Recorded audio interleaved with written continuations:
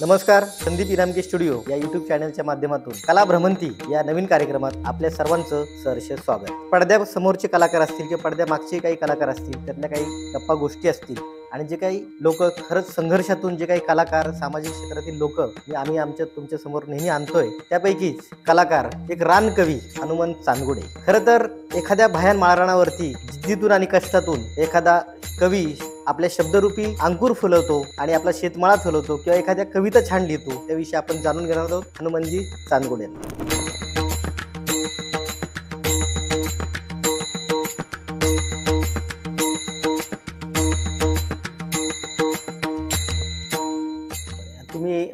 तुम्ही शेतकरी आहात आणि मोरगावजवळ सुपे गावामध्ये राहिलाय. म्हणजे बऱ्याच वेळा मी तुमच्याकडे आलोय आणि तुमचं जे हे आहे, जे शेतीवाडी, तुम्ही तिथे रमलेले दिसता. म्हणजे तुम्ही कधीच एवढं तुमचं काव्य आहे, पाठ्यपुस्तकात तुमच्या एवढ्या कविता आहेत, पण तुमच्याकडे पाहून किंवा तुमच्याकडे वागण्या बोलण्यात किंवा तो कुठला मोठेपणा किंवा हे दिसत नाही.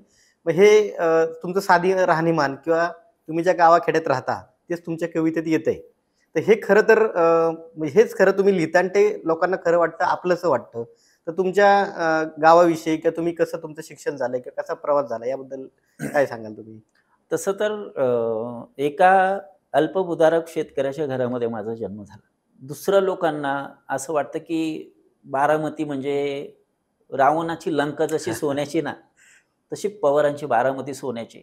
इथं म्हणजे तिकडं सोन्याचा धूर निघतो असं म्हणायची लोकं.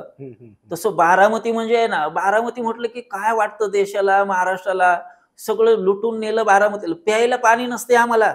आमची जी बारामतीच्या पश्चिम भागातली जी जिरायती गावं जी आहेत दुष्काळी, आम्हाला उन्हाळ्यामध्ये टँकर असतो. प्रचंड भयंकर वाईट अवस्थेमध्ये आमचं ते सगळं बालपण गेलं. मी छपराच्या घरामध्ये राहिलोन मोठा झालेलो माणूस आहे. छपराचं घर, त्या घरामध्ये मी राहिलोय आणि माझं बालपण म्हणाल ना, तर ते खरं सांगू का, मी जेवढं शाळेत शिकलो, किती शिकलो ते मी नंतर सांगेल, कारण तुम्हाला आत्ता असं वाटेल की हा खोटं बोलताय. मी जोपर्यंत शाळेत गेलो आणि शाळेत जेवढं शिकलो, एकाही वर्षी मला नवीन पुस्तक वडिलांनी विकत घेतलं नव्हतं. एकाही वर्षी. एवढी गरिबी होती. आदल्या वर्षी कुणीतरी वापरलेली निम्म्या किमतीत किंवा 30% 20% ती फाटकी पुस्तकं आणायची. त्यालाच पेपरचं कव्हर लावायचं, दोऱ्यानं शिवायचं आणि ते तसं. बरं, गावापासून पण रानात राहायला 5 किलोमीटर. आमच्या तिकडं लाईट नाही. आमच्या तिकडं गावाचा आणि आमचा गाडी मात्र संबंध नाही. मग आमचं ते आत्ताचं जे रमणं आहे ना, तर ते आम्ही जे शेतात रमायचो ना, तर त्याचं कारण त्यावेळी इंजिन नव्हते किंवा आत्ताच्या सारखं मोटर किंवा वीज पंप नव्हते. मग शेताला पाणी द्यायचं तर कसं द्यायचं? मोट बैलांची. बरोबर आहे. मग त्या मोटेवरचं गाणं मी ऐकायचो आणि त्यावेळी माझा बाप मला आहे ना, महाराष्ट्रातला खूप मोठा विचारवंत वाटायचा. कारण बापाला सही करणे इतपत पण म्हणजे सही निशाणी अंगठा. माझ्या आईला लिहिता वाचता येत नाही. माझ्या वडिलांना लिहिता वाचता येत नव्हतं. पण बाप त्या मोटेवरती एवढं सुंदर गाणं म्हणायचा. माझी आजी जात्यावरती दळण दळायला लागली ना पहाटेच्या वेळी, एवढं मोठं ते दगडाचं जातं घरघर घरघर ओढायची, घामाघूम व्हायची, पण त्याच्यात आहे ना एवढं सुंदर मध्येच सुपातलं धान्य घ्यायची, जात्यामध्ये टाकायची, दगडाचं जातं ओढायची आणि त्या घरघरीनं आम्हाला जाग यायची. त्यावेळी आजी ओवी म्हणत असायची, जात्यावरची ओवी. मला असं वाटायचं की अरे, आजीला लिहिता वाचता येत नाही. आजी कुठल्या गावाला जात नाही. आजीला कोणी शिकवायला पण नाही. मग आजी एवढं सुंदर गाणं कसं काय म्हणते? आणि तुम्हाला सांगू का, आज मला कळतं की कविता मीटरमध्ये असते, कवितेला छंद असतात, वृत्त असतात वगैरे, वगैरे. पण माझ्या आजीनं त्यावेळी जात्यावरती दळण दळत असताना म्हणलेल्या 4 ओळी मला आठवतायत. ती याचा मीटर कुठल्याही महाराष्ट्रातल्या कोणत्याही साहित्यिकानं सांगावं की ही मीटरच्या बाहेर गेली आहे. आजी काय म्हणायची माहिती आहे दळण दळताना? आजी म्हणायची, झाड बेलाचं, झाड बेलाचं, झाड सुरूचं, झाड पेरूचं, करकरा लवणाबाई, मोगरा जाई, कृष्णाला झोकाना देई, यशोदा माई. अजिबात मीटर जात नाही किंवा लगावली सुद्धा जात नाही. झाड बेलाचं, झाड बेलाचं, झाड पेरूचं, झाड सुरूचं. जातंय का हे मग? नाही. आणि शहरातली लोकं म्हणतात की गावाकडच्या लोकांना कविता कळते का? यांनीच मुळात कविता जपली आणि त्याचाच तो अंश माझ्याकडे आला आणि मी ते लिहित गेलो. पण बालपण एवढ्या वाईट अवस्थेमध्ये गेलं, ज्यावेळी मला आमच्यावरती कर्ज होतं या दुष्काळाने वगैरे. अगदी त्या काळात सुद्धा लाखात कर्ज होतं. समोरचा जो माणूस आम्हाला दिसेल ना, आम्ही त्याचं देणेकरी लागायचो. तर समोरचा माणूस आहे ना, म्हणजे आम्हाला पाहिल्याच्या नंतर त्यांनी एकतर पैसे तरी मागायचा, नाहीतर वाटवाकडे करून जायचा. का वाटवाकडे करायचं माहिती आहे? की पहिलंच देणं दिलं नाही, परत पैसे मागेल. एवढ्या वाईट अवस्थेमध्ये हे सगळं बालपण गेलं. आणि मग ज्यावेळी आपल्या जवळची माणसं आपल्यापासून लांब जायला लागतात ना, आपलीच माणसं आपल्याशी बोलत नाहीत, त्यावेळी आपण आपल्या स्वतःशी बोलतो. मला वाटतं की प्रत्येकाच्या आयुष्यात आहे ना, तुमच्या जवळ किती माणसं आहेत, तुमच्या लांब किती माणसं आहेत, ती तुमच्याशी किती बोलतात, त्यापेक्षा तुम्ही तुमचं स्वतःशी बोलायला सुरुवात करा. तुमचा स्वतःशी संवाद सुरू झाला ना, की तुम्हाला सापडत जाता. मला त्या बालपणामध्ये जगलेल्या जेवढ्या वेदना आहेत, मी या पेन हातात घेतला आणि मी मला सापडत गेलो. त्याच्यामुळं त्या वेदना उगाळण्यामध्ये मला आत्ता तरी अजून काही इंटरेस्ट नाहीये. नक्की. आणि तुमचा संघर्ष दिसतो किंवा तुम्ही आता त्यातून जे लिहित आला, त्यातून तुमचे आता बरेच पुस्तकं, बऱ्याच कविता, बऱ्याच पाठ्यशाळेमध्ये आपल्या तुमच्या आहेत. तर त्या कवितांविषयी तुम्ही काय सांगाल? आता 2018 पासून महाराष्ट्र राज्य पाठ्यपुस्तक मंडळाच्या, म्हणजेच आपण ज्याला बालभारती म्हणतो, तर बालभारतीमध्ये संपूर्ण महाराष्ट्रभर इयत्ता 8वीला आळाशी नावाची कविता आहे माझी. कविते शीर्षक परत सांगतो, कारण हा शब्द कुठल्याही शब्दकोशात नाही. आळाशी. आळाशी म्हणजे नक्की काय? तर ज्वारीची किंवा बाजरीची काढणी सुरू असताना त्या ज्वारीच्या झाडाला शेतकरी ताट म्हणतो. ताट, ती एक एक ताट उपटतो आणि हातात साचलेली जी ताटं असतात ना, ती मागे ठेवतो, हात रिकामा करतो, पुन्हा एक एक ताट उपटतो. तर ते पेंडीच्या मापाचा जो रिकामा ढिगा असतो ना, त्या ढिगाला आळाशी म्हणतात. बरोबर. त्यातलीच 3-4 ओलसर ताटं घेऊन गुंडाळतात, त्याला आळा म्हणतात. बांधून झाल्याच्या नंतर त्याला पेंडी म्हणतात.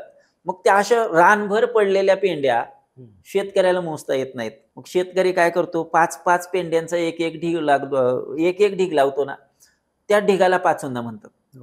तर त्यातली आळाशी ती कविता मला वाटलंही नव्हतं की बांधावर बसून कुसळ टोचत लिहिलेली कविता आहे होती. बांधावर बसून लिहिलेली कविता, माझ्या याच वारकऱ्याचं, याच शेतकऱ्याचं फाटकं जगणं त्याच्यामध्ये आहे. कविता सगळ्यांना माहिती आहे, पण त्या कवितेच्या काही ओळी आपल्या श्रोत्यांसाठी ऐकवते. अशा आहेत की, बा अनवाणी पायाचा ठसा मातीत उठतो, भाळा वरल्या घामाचा पाना नभाला फुटतो. बा अनवाणी पायाचा ठसा मातीत उठतो, भाळा वरल्या घामाचा पाना नभाला फुटतो. नभ पाणी पाणी होतो, माती चिखल होतीया, कुणब्याच्या जीवनाची मग उकल होतीया. भेगाळल्या भुईकडं बाप पाहून फाटतो, भाळावरल्या घामाचा पाना नभाला फुटतो. 4 कडव्यांची कविता आहे. 2 कडवे सोडून देतो, पण एक कडवं महत्वाचं. कारण महाराष्ट्रातले अनेक कवी मला विचारतात, अरे एवढे दिग्गज आहेत, एवढे मोठमोठे साहित्यिक आहेत, एकाची 50-50, 100-100 पुस्तकं आहेत, त्यांच्या कविता कुठंच नाही, तर तुझ्या एक सोडून 3-3 कविता अभ्यासक्रमात कशा? तर मला माहिती नाही पाठ्यपुस्तक मंडळाने, बालभारतीने कोणते निकष लावले आणि माझी कविता घेतली. मी माझ्या मनाचं समाधान करून घेतो की माझी कविता का घेतली असावी. तर या कवितेतल्या 3ऱ्या कडव्यामधल्या ज्या ओळी आहेत ना, त्या ओळी त्या कवितेत आहेत, म्हणून कदाचित माझी कविता घेतली असावी असं माझं मत आहे. आणि त्या ज्या ओळी आहेत, या प्रत्येक शेतकऱ्याला, प्रत्येक कष्टकऱ्याला, प्रत्येक वारकऱ्याला आणि प्रत्येकाच्या बापाला अर्पण. त्या ओळी अशा आहेत की, बाप रगात होऊन रोज पाटातून वाहतो. बोली भाषेतला शब्द आहे रगात. पाटातून वाहणारं पाणी दिसतं हो इथल्या व्यवस्थेला. तुम्ही मागाशी म्हटलात ना की भाजीला किंमत नाहीये, इथं लगेच महागाईच्या नावाने ओरडतायत. त्या मागाशी विचारलेल्या प्रश्नाचं उत्तर या ओळीमध्ये आहे. तुम्हाला शेतकऱ्याच्या पाटातून वाहणारं पाणी दिसतं, पण ते पाणी वाहणारा पाट ओढण्यासाठी आधी नांगरट करावी लागते, ढेकळं फोडावी लागतात, पेरणी योग्य रान करावं लागतं, वापसा पाहून पेरावं लागतं, पेरणी झाल्याच्या नंतर वाफे ओढावे लागतात, दंड नवसारून घ्यावे लागतात, मोटर चालू करावी लागते. दरम्यानच्या काळात लाईट नसते, जर आलीच तर ते पटकन बटन दाबायचं, नंतर त्या पाट दंड नवसारत तिथपर्यंत न्यायचं, मग ते पाणी पाटातून जातं. मग मी ते लिहिलं की, बाप रगात होऊन, किती रक्त आटवलं असेल हो तो पाठ करण्यासाठी बापानं, की बाप रगात होऊन रोज पाटातून वाहतो, मग कणसाचा जन्म तेव्हा ताटातून होतो. ताटाला कणीस उगीच येत नाही हो. ज्या शेतकऱ्यानं कष्ट केले नाहीत ना, बिगर मशागत केलेल्या रानामध्ये ज्वारी पेरा, आणि ज्या शेतकऱ्यानं उन्हाळ्यामध्ये भर उन्हाळ्यात अनवाणी पायाने ऊन डोक्यावरती घेऊन घामा घुमवून मशागत करून योग्य वेळी पेरणी केली आहे. ज्यानं मशागत केली नाही, जमिनीमध्ये ज्वारी पेरली आहे, त्याला कणीस येईल की ज्यानं वेळेवरती केले त्याला? ज्यांनी वेळेवर काम केले त्याला ज्याने कणीस वेळेवर केलंय ना त्याला. मग ते लोकांना त्या ज्वारीच्या ताटाला आलेलं कणीस दिसतं ना, त्याच्यासाठी आमचा बाप उन्हाळाभर राबलेला असतो. आणि हे जे कणीस आहे ना, हम्म. त्या कणसाला जे दाणे येतात, ते आपण अन्न म्हणून खातोय. शेतकरी मरतोय, पण त्याच खाळ्यावरती येऊ द्यात बरं, एखादा मागतकरी येऊ द्यात, एखादा उपाशी माणूस येऊ द्यात. हम्म. तो विचार नाही करत हो. पटकन त्या देतो. हे केलेलं असेल तर सुपानी दान देऊन टाकतो. हम्म. हे जे उधळून देणं आहे ना, हे उधळून देणं, त्यामुळे मी कवितेच्या सुरुवातीला म्हटलं बा. शेतकऱ्याला अनेक नावाने पुकारतात. मी सगळ्यांचा बाप म्हटलं, या जगाचा बाप म्हटलं. त्यामुळं माझी ती कविता अभ्यासक्रमात आली. इयत्ता 8वीला आहे. दुसरं, ज्या पुण्यातून मी तुमच्याशी बोलतोय, याच पुण्याच्या सावित्रीबाई फुले पुणे विद्यापीठाच्या अभ्यासक्रमामध्ये गेल्या वर्षीपासून FYBAच्या अभ्यासक्रमाला माझं लेकीवरचं एक गाणं आहे, लेक नावाचं. खरं तर ती कविता आहे, पण कवितेचं गाणं झालं आणि गीतमाला नावाच्या पुस्तकामध्ये ते अभ्यासक्रमाला आलं. त्यातल्या प्रतिमा प्रतिकाही अशाच आहेत. मी डोळे झाकून खरंच कधी लिहित नाहीये आणि ज्या काळात लिहायचो, तो काळ पण मी तुम्हाला पुढे सांगेल. तर तेही असं होतं की एका बापाला काय वाटतं लेकीबद्दल, त्यांच्या लेकराबद्दल. इकडं आधीच्या कवितेमध्ये मी असं म्हटलं की बाप रागात होऊन पाटातून वाहतो. कोणासाठी वाहतो? लेकरांसाठी ना. बरोबर आहे. त्या लेकरांनी कसं वागावं? लेकीच्या बापाबद्दलच्या भावना आणि बापाच्या लेकरांबद्दलच्या भावना त्या लेक नावाच्या कवितेमध्ये म्हणजे त्या गाण्यामध्ये आहेत. ते त्याच्या 2 ओळी अशा आहेत की लेक माझ्या काळजाच्या दावणीची खुट्टी ग, लेक माझ्या काळजाच्या दावणीची खुट्टी ग, थोडी हळवी लाजरियन थोडीशी ती हट्टी ग. ती पूर्ण छानशी कविता YouTubeवरती उपलब्ध आहे, आपण तुम्ही पाहू शकता. अशा 2 कविता इथे शिकवल्या जात आहेत. आणि तिसरी कविता किणकिण घुंगराची नावाची, ती बहीण भावाच्या नात्यावरची आहे. 100 ओळींची कविता अभ्यासक्रमाला आहे. क्या बात आहे. आणि SYBAला आहे, स्वामी रामानंद तीर्थ मराठवाडा विद्यापीठ नांदेड, त्या विद्यापीठाला आहे. तर ती बहीण भावाच्या नात्यावरची आहे. लोक मला म्हणतात हनुमंत चांदवडे राजकारणावरती लिहितो, शेती मातीवरती लिहितो. माझ्या 3 कविता अभ्यासक्रमात आहेत. एक आहे बापावरची, बरोबर. दुसरी आहे बापाच्या आणि लेकीच्या नात्यावरची, आणि तिसरी कविता आहे बहीण भावाच्या नात्यावरची. हनुमंत चांदगुडे शेती मातीवरती लिहितो म्हणजे काय, आतंकवादी का, कुटुंब व्यवस्थेवरतीच लिहितोय ना. आणि प्रामाणिकपणे तुम्हा सगळ्यांना सांगतो की हनुमंत चांदगुडेच्या 3 कविता अभ्यासक्रमात आल्या म्हणजे मी खूप दिवे लावलेत अशातला भाग नाही. त्या कविता मी अवतीभोवती जगलेल्या पाहिल्या आहेत, मी फक्त शब्दबद्ध केल्यात. ती कविता संदीप इनामकींची पण आहे. ती कविता इथल्या प्रत्येकाची आहे. तुमच्या माझ्या अवतीभोवतीच्या माणसांचं जगणं मी मांडलं ना. बरोबर. फक्त लेखक म्हणून माझं तिथं नाव आलंय. पण प्रामाणिकपणे सांगतो, यश मिळालं म्हणून मी एकटा असं म्हणणार नाही.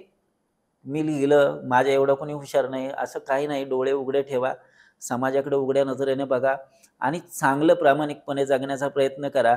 वारी वारी वारी म्हणजे नक्की काय? हेच आहे प्रामाणिकतेचा, स्वच्छतेचा संदेश, समतेचा संदेश आहे इथं.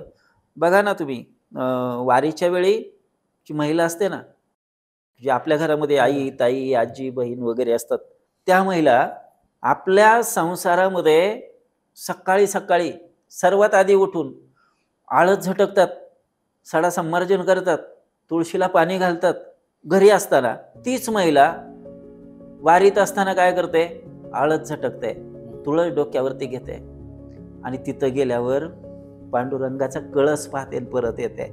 तुम्हाला सांगू, ही जी महिला आहे ना, ही तुमच्या माझ्या कुटुंबाचा कळस आहे. ही समतेची भावना जोपर्यंत आपल्या इथल्या तरुणाईमध्ये रुजत नाही, तोपर्यंत नुसत्या खेट्या घालण्यात अजिबात मजा नाहीये. मी काय लिहितोय त्याच्यापेक्षा लिहिण्याच्या पाठीमागची जी माझी तळमळ आहे ती महत्वाची आहे. नक्की नक्की. तुमचं म्हणजे प्रत्येक कविता असेल किंवा गीत असेल, त्याच्यातून तुमचा प्रामाणिकपणा, सच्चाईपणा खरा दिसतो. म्हणजे हा तुम्ही जे अवतीभोवती पाहताय, म्हणजे आपले सगळेच कलाकार, म्हणजे कुठलाही चित्रकार असेल, शिल्पकार असेल, गीतकार असेल, तर हे सगळे जण त्यातून पाहतात आणि त्यानुसार लिहितात. जसं आता आपला पुरंदर किंवा बारामती जवळच हो. आहे. आपले आचार्य आत्रे हो. ज्यांनी ते अष्टपैलू नेतृत्व आमचं अगदी, सासवडलाही आचार्य आत्रे विकास प्रतिष्ठान आहे, त्यात तुम्ही बऱ्याच वेळा कवी म्हणून आलेला आहात. हो. बऱ्याच मैफिली गाजवल्यात. तर आत्रेंविषयी किंवा आपल्या पुरंदर, बारामती किंवा हा एकंदरीत हां. परिसर किंवा तुमच्या जीवनावरती काही कवींचा परिणाम किंवा कसा झाला किंवा तुम्ही त्यातून नाही, नक्की काय अगदी शिकलात काय? अगदी प्रामाणिकपणे सांगतो. हां. माझ्या घरामधला मी पहिला माणूस आहे, की ज्याला लिहिता वाचता येतं. बरं. हातातोंडाचा संघर्ष आणि त्याच्यामध्येच या माझ्या आधीच्या सगळ्यांचं जगणं चाललेलं होतं. मी थोडंफार लिहायला लागलो, म्हणजे आधी शिकलो थोडंफार आणि नंतर मी मगाशी म्हटलं तसं या कष्टकऱ्यांचं जगण्याचं कुठेतरी ज्वारी काढताना आमचा शेतकरी भलरी म्हणायचा. हो. ती मनात म्हणजे असं असं वाटायचं की अरे, अंगाला सगळा चिकटा लागलाय तो, ज्वारीवरती चिकटा असतो तो. ते बल्हारी गाणं पण हां, तुमचं ते आहे. ती भलरी म्हणतोय. हं. कुठून येत असेल याला? बरोबर. माझी आजी जात्यावरती ती दगडाचं जातं ओढताना जातं ओवी म्हणते. माझे वडील मोठेवरती गाणी म्हणतायत. मी म्हटलं आपण काहीतरी लिहू शकतोय. मग ते उगीच काहीतरी लिहायचं. त्याला कविता म्हणायची, गाणं म्हणायचं का रडगाणं म्हणायचं माहिती नाही. हं, हं, हं. उगीच काहीतरी लिहायचं म्हणून आहे ना, शाळेच्याच वयांच्या शेवटच्या बाजूला बाकीचे काहीतरी लिहायचे वेगळंच. पण आमच्या काळात मी आपलं कविता वगैरे समोर काहीतरी लिहायचो आणि ते लिहायला सुरुवात केली. थोडं-थोडं, मोडकं-तोडकं लिहायला लागलो आणि तुम्ही ज्या सासवडचा उल्लेख केलात, तर ते आचार्य यात्रे साहित्य संमेलन आपल्या सासवडमधल्या कऱ्हा नदीच्या काठावरचं कऱ्हामाईच्या मंदिरामध्ये भरायचं. मी थोडंसं बोलायला शिकलो होतो. कुठेतरी एखाद्या कार्यक्रमात गेलो, की एखाद दुसरी कविता म्हणायचो, काहीतरी करायचो. म्हणजे ती कविता मी त्याला खूप आज धाडसारी कविता म्हणतोय. खरं तर त्या बरोबर. कविता नव्हत्या. हं, हं. पंचलाईनच्या ओळी असायच्या, टाळ्या-शिट्ट्या मिळाल्या पाहिजेत, वन्स मोर झालं पाहिजे, मी फेमस झालो पाहिजे वगैरे ते ते सगळं होतं. त्यात तशा काळामध्ये 1998च्या दरम्यानचा काळ आहे तो. अ, मला कळलं, की सासवडला साहित्य संमेलन आहे आणि तिथं महाराष्ट्रातल्या प्रसिद्ध साहित्यिकांबरोबरीनं नवोदित साहित्यिकांना पण कवी संमेलनं संधी देतात. हं. तुम्हाला खरं सांगतो, मी माझ्या घरून 5 किलोमीटर सुप्यापर्यंत चालत आलो. तिथून मोरगावपर्यंत, जेजुरीपर्यंत मी त्या जीप गाडीला पाठीमागे लटकून आलो. तिथून कशानं तरी लटकत-लटकत त्या सासवडला आलो. तिथून उतरल्याच्या नंतर कऱ्हामाई मंदिर शोधलं. तिथं गेल्याच्या नंतर कवी संमेलनामध्ये कुणाकडं त्या कवी संमेलनाचं नियोजन आहे, हं. ते पाहिलं आणि तिथं त्यांना नाव दिलं. मी हनुमंत चांदगुडे सुप्यावरून आलोय, मला कविता सादर करायची. त्या माणसानं नाही संधी दिली मला पहिल्या वर्षी.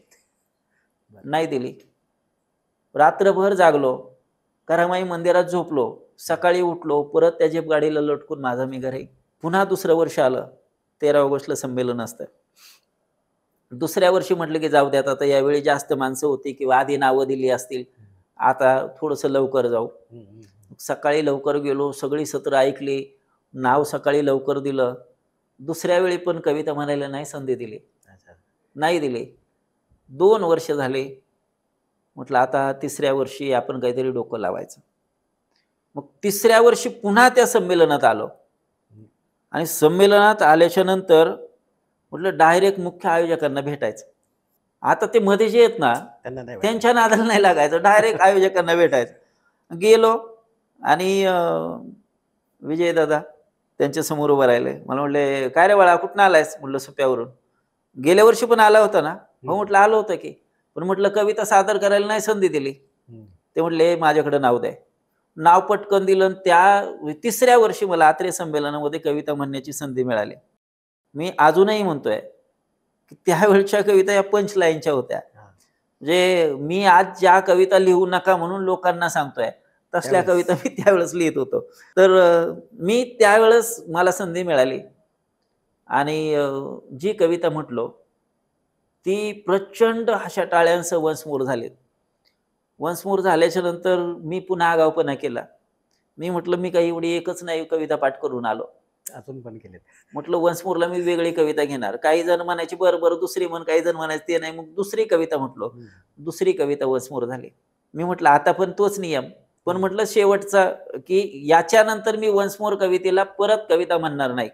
कारण एका कवितेच्या बदल्यात मी 2 कविता म्हटलो होतो हो. आणि तिसरी कविता तेवढ्या तोलामोलाची माझ्याकडे नव्हती. म्हणजे तिला मोलच नव्हतं, पण तिथं वन्स मोर होते म्हणून म्हणतोय मी.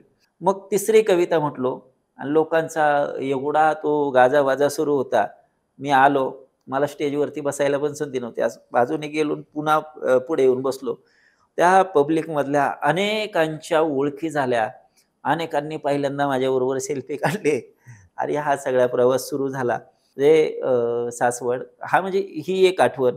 आणि इतर साहित्यिकांचा प्रभाव माझ्यावरती राहिला का असं तुम्ही विचारलं. आता जसं तुम्ही सांगितलं की सावंत सर असतील किंवा हो. इतर किंवा म्हणजे तर आचार्य अत्रे त्यांच्या लेखणीचा, हां. त्यांच्या चित्रपटांचा किंवा त्यांच्या भाषणाचा. नाही अत्रेंचं खरं सांगू का, म्हणजे त्यांच्या साहित्याची व्याप्ती ही खूप होते.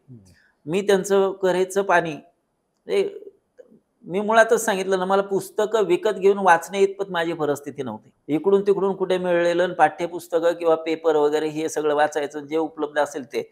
पण मी काही ठराविक वाचलं त्यांचं. पण त्यांच्याबद्दलचे किस्से खूप ऐकले. मग तो हजरजबाबीपणा कसा असावा, ते त्यांच्याकडून शिकलो. पण माझ्यावरती खऱ्या अर्थानं याच सासवडच्या परिसरामध्ये जी म्हणजे जेजुरीचे कविवर्य ज्यांना साहित्य मार्तंड म्हणतात, ते यशवंतराव सावंत. तर त्यांचे 4 काव्यसंग्रह प्रकाशित आहेत. विशेष म्हणजे त्या माणसाचं असं आहे, की एकही कविता मुक्त छंदात नाही. अण्णा आज आपल्यात नाहीयेत खरं तर. पण त्यांनी जे लिहिलंय ना, एवढ्या प्रचंड ताकदीचं लिहिलंय आणि दरम्यानच्या काळात नेमकं अण्णांचा आणि माझा परिचय झाल्याच्या नंतर अण्णांनी मला मानसपुत्र मानलं. आणि मग अण्णांनी मला कवितेचे प्रकार शिकवले. माझं काय आहे त्याच्यापेक्षा मला अण्णांच्या 4 ओळी सादर करायच्यात. अण्णा एका कवितेमध्ये असं लिहितात म्हणजे किती ताकदीनं लिहितात बघा.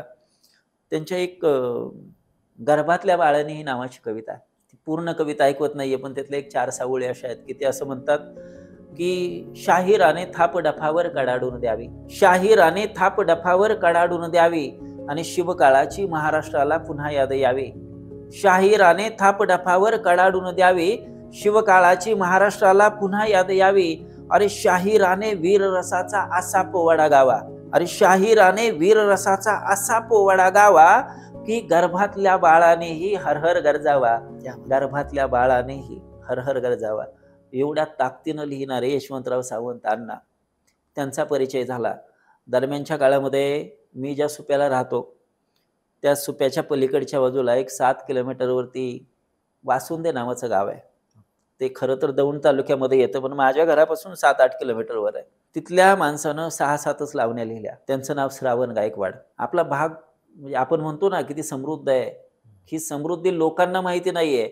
पण त्या माणसानं 7च लावण्या लिहिल्या. आजही महाराष्ट्रभर म्हणजे ते लावणी कोणती होती हे सांगितल्याच्या नंतर तुम्हाला पण कदाचित धक्का बसेल, की आपल्या भागातल्या माणसानं लिहिली आहे. तर त्या माणसाचं नाव श्रावण गायकवाड. ती लावणी गाणाऱ्या ज्या गायिका होत्या त्या जेजुरीमधल्या, त्यांचं नाव रोशन सातारकर. श्रावण गायकवाडांनी लावणी लिहिली, आपल्या विठ्ठल शिंदेंनी संगीतबद्ध केली आणि रोशन सातारकरांनी गायली.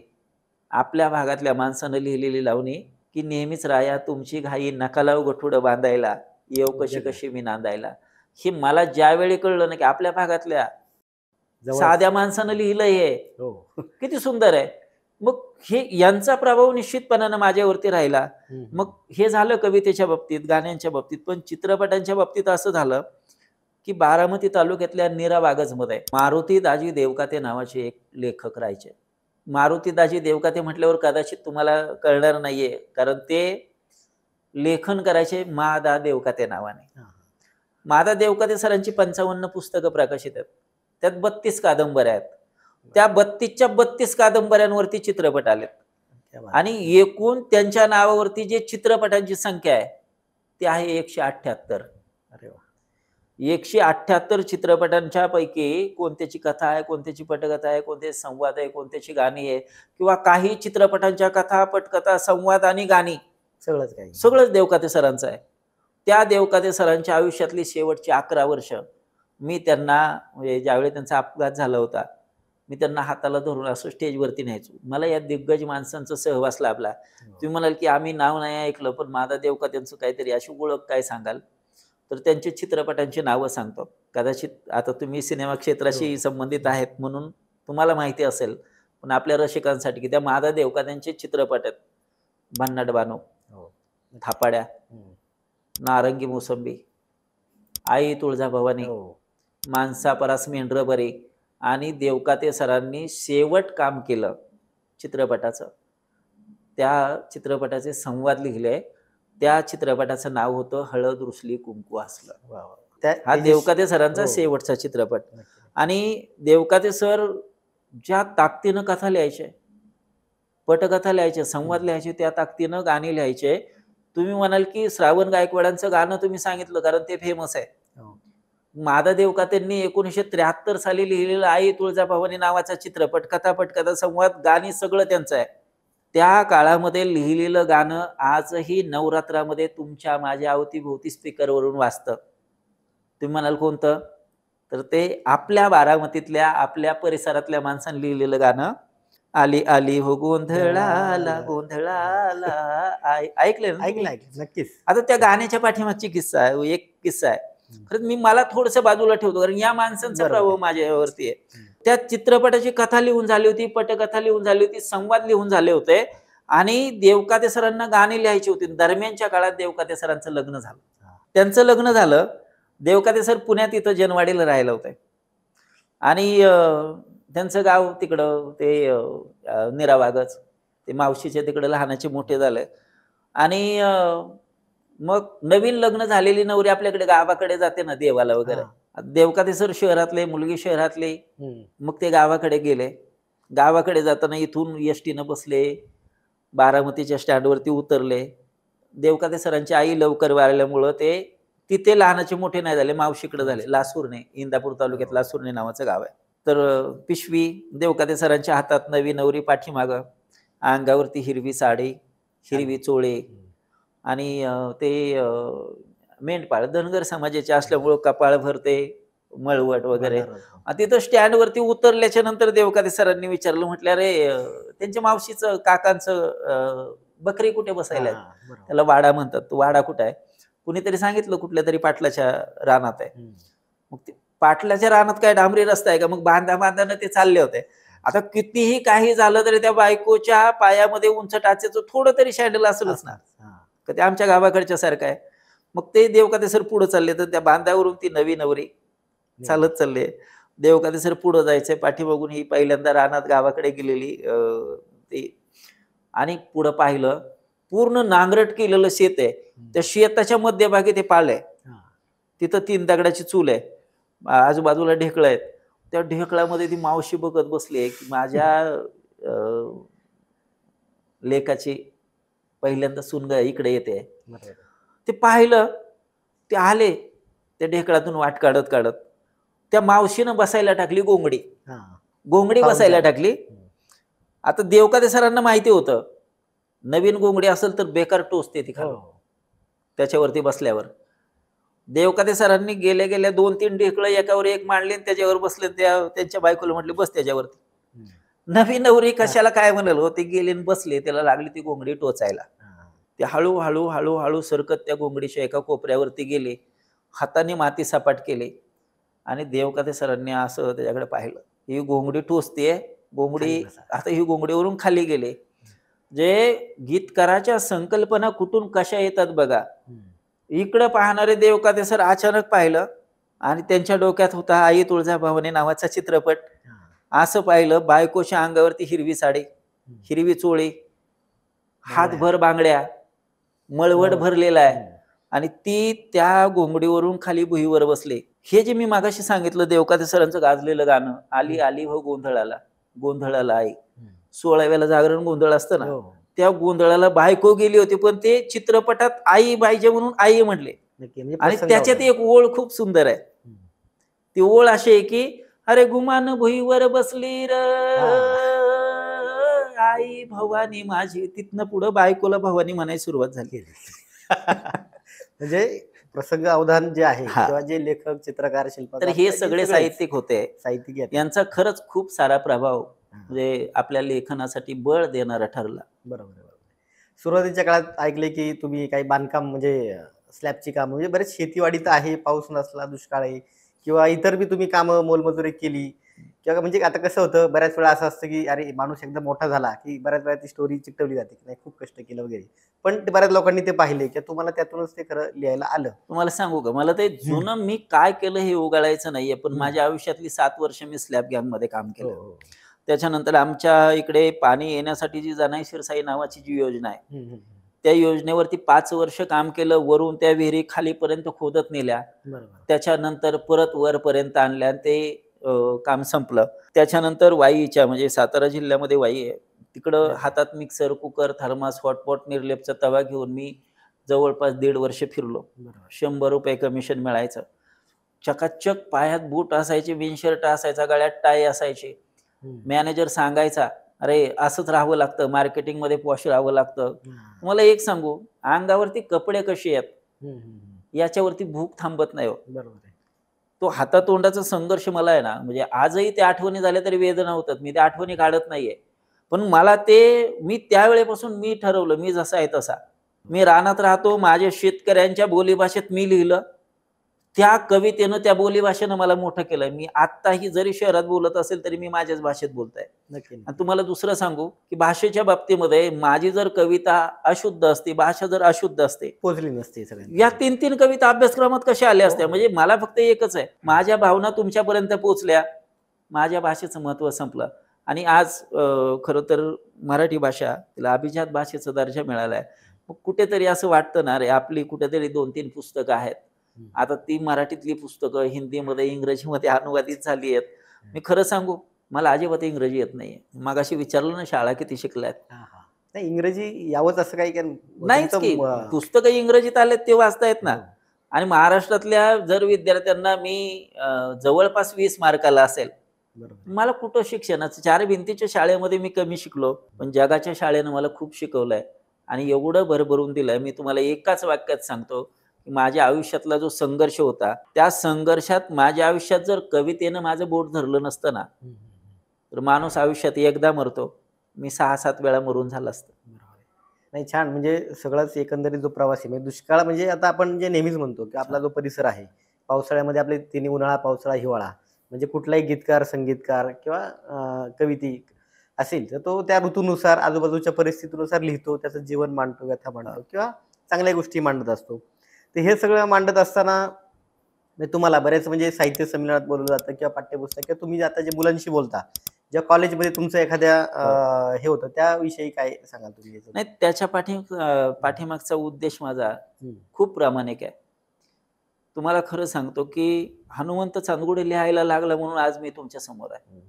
ज्या माणसाला शाळेमध्ये असताना फाटकी पुस्तकावरती शिकला, मी 5वी ला असताना आमच्या गावामध्ये अ, दर आठवड्याला बुधवारी बाजार असतो, आठवडी बाजार. ₹2 तिकीट असायचं आणि पडद्यावरती चित्रपट यायचा. आणि तो अगदी मराठी चित्रपटसृष्टीचा सुवर्णकाळ. अशोक सराफ, लक्ष्मीकांत बेर्डे, वर्षा उसगावकर ही सगळी नावं, महेश कोठारे, सचिन वगैरे बरोबर. आणि ते चंगू-मंगू वगैरे तेव्हा सगळे, कुठेतरी सगळे. ग्रामपंचायतची तिथं असं बॅनरवरती लिहिलेलं असायचं. आणि तो माणूस बुधवारच्या बाजारामध्ये आहे ना, मोठमोठ्यानं माईकवरती असं हे करायचा, की आज संध्याकाळी 9 वाजता छान चित्रपट अमुक-तमुक हे काय 5 रंगाची 5 पाखरं वगैरे हां. असं. मग आणि आम्हाला असं वाटायचं, की आम्हाला आई-वडिलांनी ₹2 द्यावेत. बरोबर आहे. हां. पण मी खरं सांगू, मला 2 वर्ष आई-वडिलांनी चित्रपट बघायला ₹2 दिले नाहीत. पैसेच नव्हते त्यांच्याकडे, काय देणार आहेत? आज छोटे का असेनात, पण माझे स्वतःचे 12 चित्रपट आहेत गीतकार म्हणून. पण मी तुम्हाला हे सांगतो, की टी-डी-एमचं तुम्ही गाणं लिहिलं, हां, टी-डी-एमचं हां. Title song. तर त्या हो. नक्की ते टायटल सॉन्ग कसं आलं? कारण मी भाऊराव कराड यांचा खोडा सिनेमासाठी मी कला दिग्दर्शन हां. केलं होतं आणि जेव्हा आपली ओळख झाली, तेव्हा तुम्ही टी-डी-एम संदर्भातल्या गोष्टी सांगितल्या. तर टी-डी-एम नक्की कसं लिहिलं किंवा त्यामागची काय कथा आहे? नाही ऑलरेडी टी-डी-एम हा शेवटच्या 1 महिनाभरात माझ्याकडे आलेला चित्रपट. हं, हं. त्या चित्रपटाचे जे गीतकार होते, संगीतकार होते, म्हणजे गाणी लिहिली होती, गाणी रेकॉर्ड झाली होती, YouTubeवरती आली होती, लोकांना पसंत पडत होती वगैरे, वगैरे अच्छा. सगळं. अगदी त्यांनी चित्रपट रिलीज करण्याची तारीख वगैरे पण जाहीर केली होती. आणि ज्यावेळी त्यांनी तो शो काही मान्यवरांसाठी हे केला, तर त्यामधून त्यांना काहीतरी कुणी सांगितलं, की नाही याच्यामध्ये टायटल सॉन्ग पाहिजे. हं. मग कदाचित त्यांनी त्यांच्या गीतकारांना सांगितलं असेल लिहायला. बरोबर आहे. त्यांच्याकडून वेळेत आलं नाही. एक दिवशी मला त्यांचा फोन आला. आता फोन आला तो अशा परिस्थितीमध्ये आला, की माझी बायको आजारी होते आणि 21 दिवस झाले होते आयसीयू मध्ये होते. बायको आयसीयू मध्ये आतमध्ये, मी आयसीयूच्या बाहेर बसलोय. खिशामध्ये इकडं तिकडं सगळ्या त्या मेडिकलच्या चिठ्ठ्या चपाट्या ते तसलं. आणि फोन आला. ते म्हटलं की भाऊराव बोलतोय आणि असं असं मला एक गाणं पाहिजे, तर लिहाल का? मला प्रचंड पैशाची गरज होती. कारण कोणत्याही सुखापेक्षा किंवा कोणत्याही यशापेक्षा आपल्या घरातलं माणूस जगलं पाहिजे, बरोबर. ही प्रामाणिक भावना होती. हं. आणि मी म्हटलं, "काय विषय आहे?" 3.5 मिनिटाचा कॉल होता फक्त. त्यांनी सांगितलं, म्हटलं की एका गरीब कुटुंबातला हिरो आहे. खूप संघर्ष केलाय त्यानं हं, हं. आणि तो आता यशस्वी होऊन गावाकडे येतोय. सक्सेस झालाय. आणि तो गावाकडे येताना त्याचे मित्र छानपैकी एन्जॉय करतात. गावात आल्याच्या नंतर एन्जॉय करता येतं. ते आनंदाचा क्षण आणि त्याचं ते जगणं मला त्या टायटलमध्ये आलं पाहिजे. तर मी म्हटलं, "ठीक आहे." लिहितो म्हटलं मी. हं. आणि तो फोन ठेवला. तेवढ्यात डॉक्टर आले. मला म्हटले, "काय चांदगुडे सर, पेशंट काय म्हणताय?" म्हटलं, "अजून आयसीयूमध्येच आहे की." नाही म्हटले, "आता 2 तासात आपल्याला त्यांना जनरलला घ्यायचंय, ठणठणीत आहे. मी आत्ताच आतमध्ये जाऊन आलोय." एवढं भारी वाटलं. इकडं हा चित्रपटाचा दिग्दर्शक मला सांगतोय, की त्या हिरोनं आयुष्यभर संघर्ष केलाय आणि तो यशस्वी होऊन गावाकडे येतोय. आणि 21 दिवस माझी बायको आयसीयूमध्ये होते. डॉक्टर मला सांगतायत, की आता आयसीयूमधून बाहेर येणार आहे, तब्येत ठणठणीत आहे. तुम्ही ज्या उन्हाच्या कवितांची जी सीरीज होती ना, त्या सीरीजमध्येच हे गाणं समजा. मी असं लिहिलं, की "उन्हाला या आली गोड सावलीची फुलं." सगळं उन्हाळ्यात झाला होता ना. बरोबर. कसं जगणार आहे माणूस? आणि इकडं हिरो आलाय, इकडं माझी बायको आयसीयूमधून बाहेर येते. मी तो चित्रपटच सोडून दिला. त्याच मेडिकलमधले जे सगळ्या औषधाची यादी असते त्याच्या पाठीमागच्या बाजूला पेन काढलं आणि लिहिलं, की "उन्हाला या आली गोड सावलीची फुलं, गाभुळलं रानवलं सुखामध्ये नाहलं, काळ जात साठलेलं उरामध्ये आटलेलं, फटातलं हसू पुन्हा फटामध्ये आलं, मन टीडीएम टीडीएम टीडीएम झालं." क्या बात काय? है. आणि त्याच्यानंतर पुढचं कडवं. तुम्ही जे मला सतत विचारण्याचा प्रयत्न करताय, की तू असं केलं, तू तसं केलं, इकडं काम केलं, तिकडं काम केलं. मग तेच मी शेवटच्या नंतरच्या कडव्यात लिहिलं होतं, की "आजवर सोसले तर घावावर घाव मी, जिंकून या घेतलाय हारलेला डाव मी." वाह, वाह. तर आयसीयू मधून बायकोला बाहेर आणलं होतं, की "आजवर सोसलेत घावावर घाव मी, जिंकून या घेतलाय हारलेला डाव मी." हे गाणं लिहिलं आणि दिलं पाठवून. किती वेळात? 35-40 मिनिटात. बरोबर. हां. आधीचा 3.5 मिनिटाचा कॉल होता. ते संगीतकार आणि ते दोघं जण बसले होते. नंतर मला भाऊरावनी फोन केल्यावर 35 मिनिटाचा होता. बरं. "पहा राव, किती सुंदर लिहिलंय." आम्हाला जसं पाहिजे होतं तसं. आणि त्याने ट्रॅक पाठवून दिला होता. मी म्युझिक ट्रॅक आधी होता. हां, हां. ट्रॅकवरती लिहिलेलं गाणं होतं ते. ते दोघंही माझ्याशी बोलले आणि दुसऱ्या दिवशी ते त्यांचं चाललं होतं म्हणजे कोण गायक असावा. तो प्रतीक सोळशे म्हणून एक इंडियन आयडॉलचा विजेता होता. बरोबर. त्याच्या आवाजामध्ये ते गाणं सिनेमात आलं. हे असे खूप किस्से आहेत, की बरोबर ते आहे. आपण आपल्या जगण्याशी मी त्यामुळं तर कनेक्ट करतो आपण हां. तसं. त्यामुळे तर म्हणतो ना, डोळे झाकून नाही, डोळे उघडे ठेवून मग ते पटकन होऊन जातं. बरोबर, बरोबर. ते बरेच म्हणजे टीडीएम असेल किंवा मला वाटते संत सेना महाराज असेल संत किंवा सेना आहे, गुलामी आहे, बरेच सिनेमे विपरीत तुमचे आहे, पाऊस आहे, हंबरडा वगैरे आहे. म्हणजे असे हे बऱ्याचशा पण अल्बममध्ये पण तुम्ही काही गाणी लिहिलेली आहेत किंवा त्या नाही. तुमच्या गाण्यांचे अल्बम झालेत मला वाटते सगळे हो. बरेचसे. काकरी नावाचा अल्बम 2011 ला आला माझा. ते नादो मानुरांच्या हस्ते त्याचं प्रकाशन झालं होतं. बरं. कारण 2008 पर्यंत मी खरं सांगतो विनोदी कविता लिहायचो. हो. 2008 मध्ये मला विठ्ठल वाघ भेटले आणि विठ्ठल वाघांनी मला एका कार्यक्रमामध्ये ऐकल्याच्या नंतर ते वन्स मोर तो धिंगाणा माझा सगळा सुरू असायचा. हं. विठ्ठल वाघांनी मला शिव्या दिल्या. ते म्हटले, की "तू कवी आहेस का?" आता हा म्हणावं तर पंचलाईनच्या ओळी म्हटलं होतं, कविताच नव्हती. नव्हती. नाही म्हणावं तर ते म्हणणार, की "मग तू कवी नाही तर मग तू आमच्या सोबत कसा?" बरोबर. 1 नाही 2 नाही, गप शांत बसलो. विठ्ठल वाघ शिव्या देत होते आणि मला म्हटले, की "तू कवी म्हणून कविता ऐकव." म्हणजे कविता म्हणून कविता ऐकवायची. असलं बरोबर. नाही काहीतरी नाटक ऐकवायचं. बरोबर. मी पहिली कविता ऐकवली. 1 नाही 2 नाही, चांगली आहे, वाईट आहे, काहीच म्हटलं नाही. "हां, म्हण दुसरी कविता." म्हणलो. तिसरी कविता.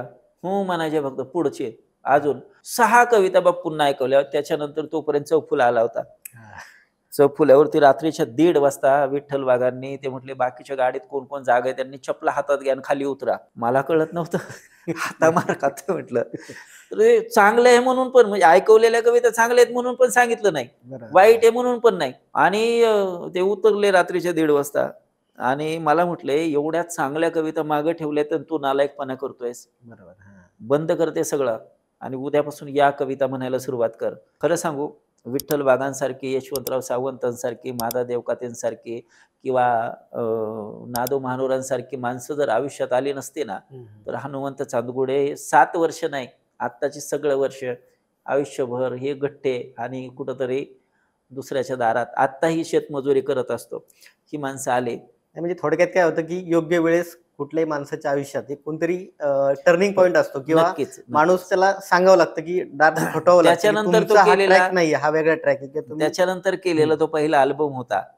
म्हणजे विनोदी कविता बाजूला सोडून शेती, माती, कष्टकरी, उपेक्षितांचं जगणं, त्याच्यामध्ये निसर्ग कविता आणि तुम्ही मागाशी जे मला विचारत होतात ना, की निसर्गाचं वर्णन वगैरे, तर त्या काकरी अल्बम मधली नादो महानोरांनी मला फोन करून सांगितलं होतं, की मला तुझी एक कविता आवडली. कविता 25 होत्या. अरे बाबा, हा.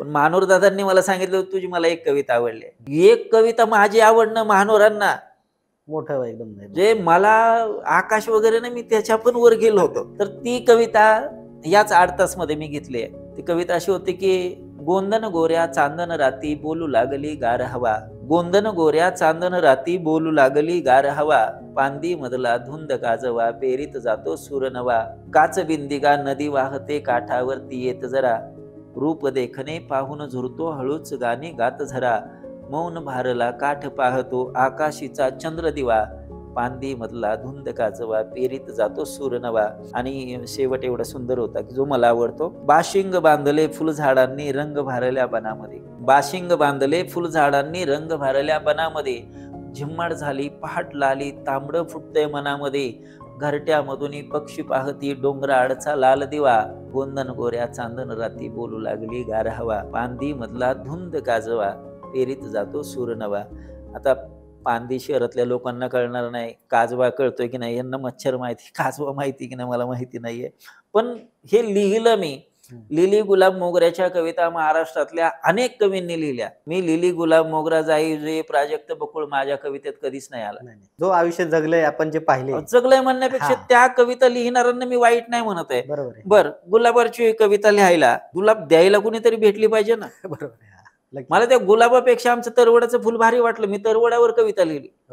मी बिलायतावर कविता लिहिली. शहरातल्या आणि प्रस्थापित साहित्यिकांनी जे जे लिहिलं होतं ना, त्याला मी हातच लावला नाही. त्यांच्या नजरेतून जे सुटलं होतं ना, ते आपली श्रीमंती, ती प्रॉपर्टी असं. तेच खरं तर वैभव आहे मला असं वाटतं. म्हणजे बऱ्याच वेळा आपण एखादी कॉपी करतो कुठलाही कलाकार, ते कॉपी न करता आपलं जे लिहिलंय तेच खरं मला आहे ना, जे एक कविता आठवते बघा, तुम्हाला लिली गुलाब मोगरा जाई जो प्राजक्त बकुळाच्या पलीकडे तुमच्या माझ्या बांधावरती काय असतं? काँग्रेस असतो, बिलाईत असतो, की अवती भोवती मळ्यात माझ्या घाणेरीची फुलं, त्याला टणटणी म्हणतो ना आपण. अवती भोवती मळ्यात माझ्या घाणेरीची फुलं आणि मळवट भरलाय बाभळीने कानात पिवळी डुलं, अरे सोनकीचा पायी तोडा कुटकुटीची नक्षी छान आणि तरवडाच्या शेंगा संगे पिंग घालते हिरवे रान, अरे रुईत लपल्या म्हातारीचा आराटीला भार सदा आणि निवडुंगाच्या बोंडावरती जीव होतो नित्य फिदा, अरे बोराटीच्या झाडाखाली खुजी भोकर हिरवीगार, बिलायताचा खुळखुळा आणि भंडारेची सुरेलतार. कविता मोठी पण बिलायताचा खुळखुळा किती जणांना कळला? मी शेतकरी, प्रचंड काटे असतात त्याला. वाळल्यानंतर जे उपटायला जातं हातात घुसतं ना, ते अनुभव मोजे हातात हे करून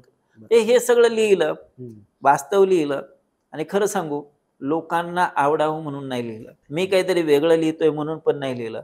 मी जे दिसलं ते लिहिलं, जे इतर कोणी लिहिलं नाही ते लिहिलं.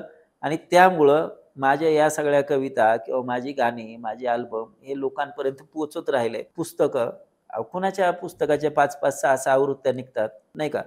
हे सगळं जे वैभव आहे ते खऱ्या अर्थानं इथल्या शेतकऱ्याचं, कष्टकऱ्याचं, प्रत्येक कुटुंबातल्या प्रत्येक व्यक्तीचं आहे. ते जर माझ्याशी संवाद साधत नसते ना, तर मला काहीच सुचलं नसतं. हे माझ्याकडे कसे आले मला माहिती नाही. पण एका वाक्यात सांगायचं ना, तर माझा कवितेतला बाप तुकाराम आणि कवितेतली आई बहिणाबाई आहे. ही 2 माझी खूप मोठी बलस्थानं आहेत. त्यामुळं लिहित राहतोय. बघूया आता पुढे काय होईल. आपला आता जे नवोदित कलाकार हल्ली कसं झालंय की सोशल मीडिया, इंस्टाग्राम,